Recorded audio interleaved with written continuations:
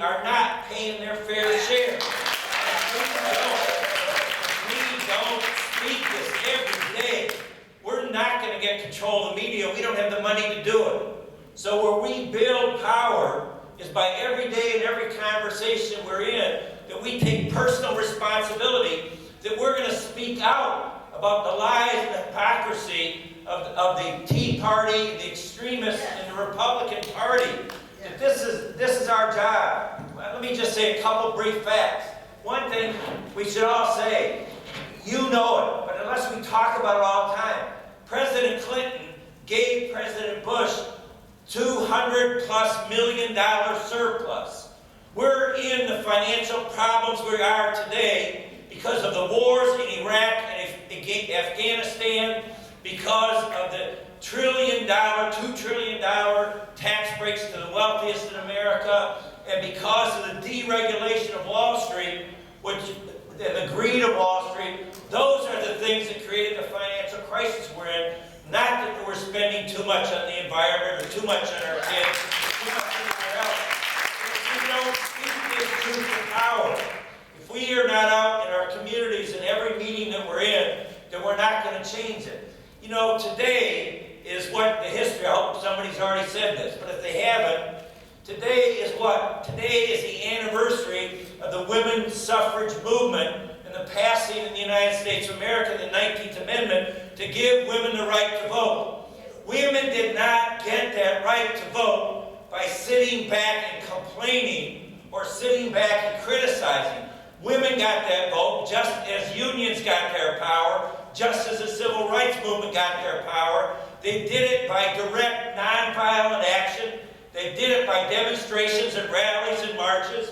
They did it by going to jail. They did it by raising a dream and a vision of how America could be better and how people could be treated with greater dignity and greater respect.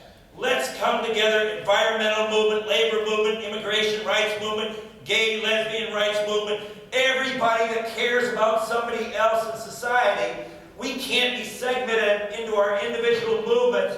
We've got to come together and create a social justice movement that when we elect President Obama, we don't go back and sit down on our couches like we did in 2008. We had the Democratic House, the Democratic Senate, a Democratic President between 2008 and 2010, but because we said it was his job rather than our job, we failed. We didn't get the single-payer health care we could have gotten. We didn't get the funding for PPA that we could have gotten. So we got to learn. It is about electing President Obama. We're either going to sweep, my opinion, we're either going to sweep the presidency, the House and the Senate, or we're going to lose it all. If we lose it all, there will not be an EPA. They will do everything to kill the environmental movement, they'll do everything to kill the labor movement, the civil rights movement. So we got to do two things.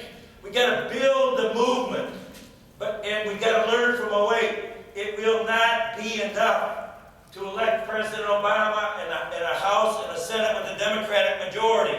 What we have to learn and know from our environmental history movement, from the women's suffrage movement, civil rights and labor movements, is it takes a movement always, because no elected official will ever provide the justice that we deserve unless we keep pressure from the bottom up. We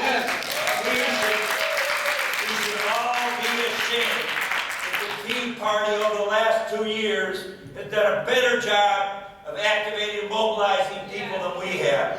So let's each of us take personal responsibility that we're going to talk, we're going to fight, we're going to march, we're going to do what we have to do. We're going to create a better America, because we understand that only happens when we build a movement of people who care about one another, that fights for environmental justice, labor justice, immigration justice, and labor justice. Thank you very much.